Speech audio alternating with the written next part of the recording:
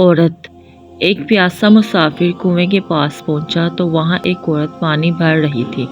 مسافر نے اس سے پانی لے کر پیا اور پوچھا، اے بھلی عورت، تو عورتوں کی مکاری کے بارے میں کیا جانتی ہے؟ سوال سنتے ہی عورت نے چیخنا چلانا شروع کر دیا۔ مسافر گھبرا گیا اور بولا، ایسا کیوں کرتی ہو؟ وہ بولی، تاکہ گاؤں والے تجھے قتل کر دیں۔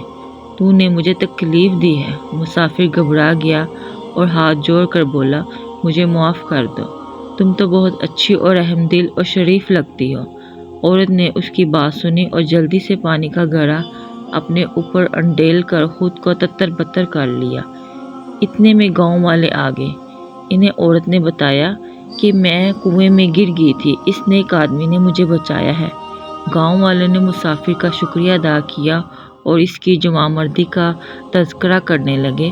جاتے جاتے اس عورت نے مسافر سے چپکے سے کہا، یاد رکھو، عورت کو تکلیف دو گے وہ تمہارا سکھ چین چھین لے گی، اسے خوش رکھو گے تو وہ تمہیں موت کے منہ سے بھی نکال لائے گی۔